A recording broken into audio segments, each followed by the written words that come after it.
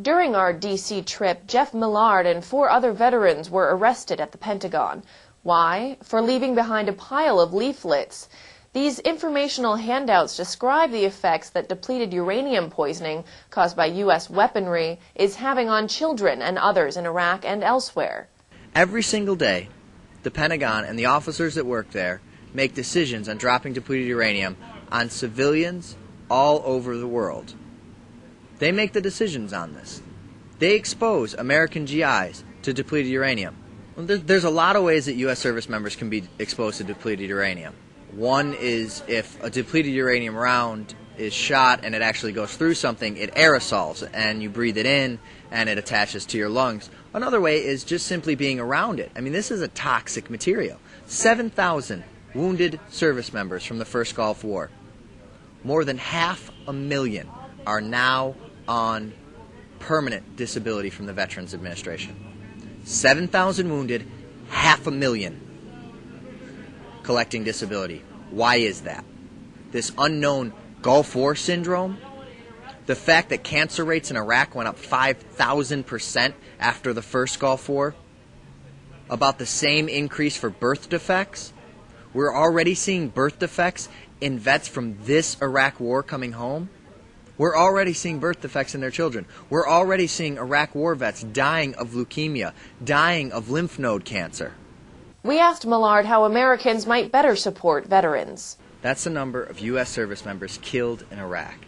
I have to update that every single day. I wear that number on my chest so that I can never forget that number. And I update it every single day. And the work that I do makes sure that that number will never again go up.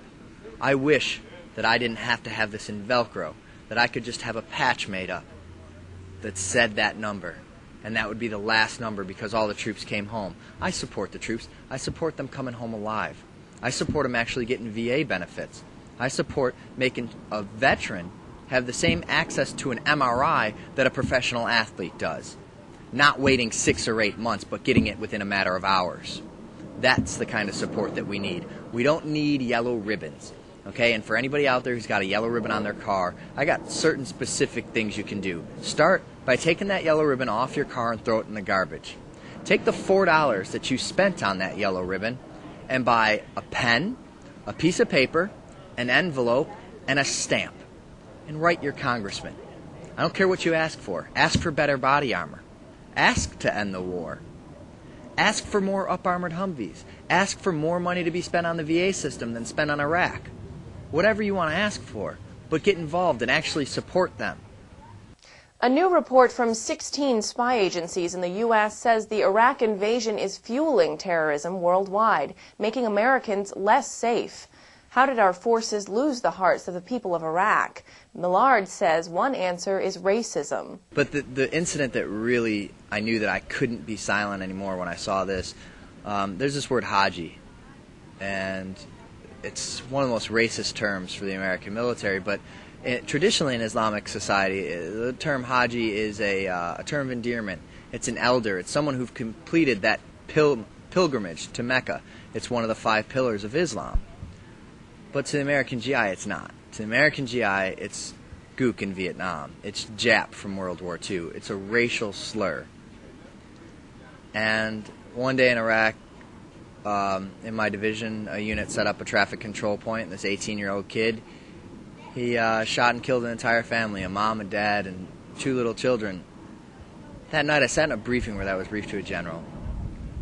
And this colonel, this full-bird colonel, turns to this division-level staff and says, if these effing Hajis learned to drive, this wouldn't happen. And I was like, I couldn't believe it. Because, I mean, I'd heard the term Haji all over the place, and usually the F word preceded it. But, like, we killed off a whole bloodline that day. Like, this wasn't just, like, one person who died. We killed an entire family.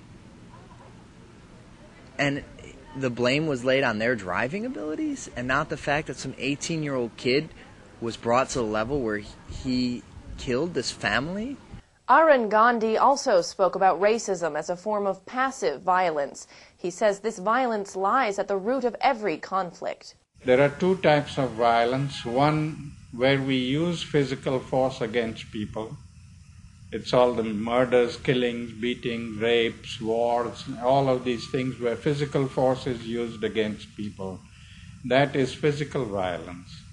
Then there is passive violence where we don't use any physical force, but yet we hurt people by the way we behave with them, by the way we look at them, by the way we talk to them, by the discrimination, oppression, suppression, economic, political, social, cultural, all of these things that we do to one another, consciously and unconsciously, wasting resources, making it impossible for the other half of the world to live a decent life, when we have so much of it that we throw away half of it all the time.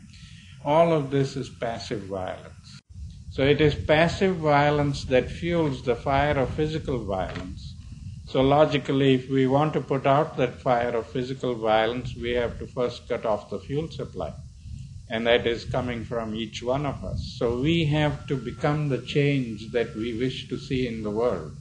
As organizer Malik Rahim notes, it was members of Veterans for Peace who first came to his defense when racism in New Orleans threatened to shut down his efforts